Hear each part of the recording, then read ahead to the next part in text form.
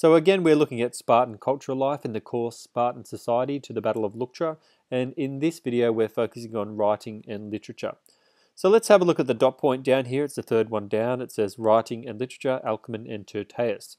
So writing and literature refers to the Spartiates who were writing about Sparta to be read and heard by other Spartiates. So this is the cultural written legacy of the Spartans, and it encompasses things like non-fiction writing and poetry and songs as well. And the two names it gives us here are two Spartan writers, Alckmin and Tyrtaeus, and we're going to add a third one in there as well called Pander to add a little bit more colour and depth to our response and to distinguish ourselves from other HSC students in responses.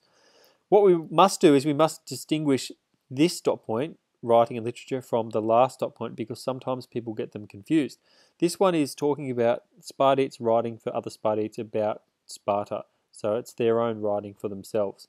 The last dot point there, Greek writers' views of Sparta, are Greek writers from other Greek city-states who are writing about the Spartiates and making judgments about them, so we really must be clear about that. Alckmin is our first writer, and he writes at around 610 BC, uses very colloquial language for the time, and he focuses on more everyday life, so heroes and myths and love and horses and races and nature and food and all those kinds of things that are part of everyday life for Spartans. Most of his writing had a moral message, and one of his most famous works is called the Maiden Songs, which were sung by young girls at festivals, which is why they're called the Maiden Songs. And it is worthwhile learning some of these quotes so that we can incorporate them into our response, because they really do add a lot of a lot of flair and depth to our response if we can do that. And we have a couple of examples from Alckmin here. The well-knit steed of ringeth hoof that overcometh the race, talking about horse racing, and with how melting a glance does she look toward me, more tender than sleep and death, clearly about a relationship and love.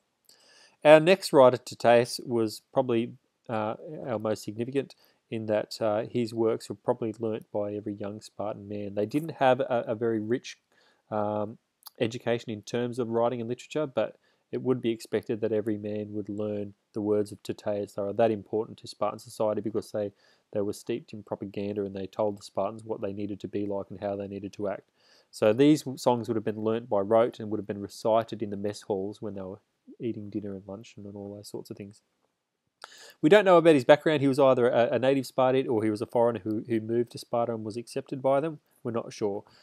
His focus was far more on the military and had a really clear propaganda element to it. And you can see that in the writing on the right-hand side.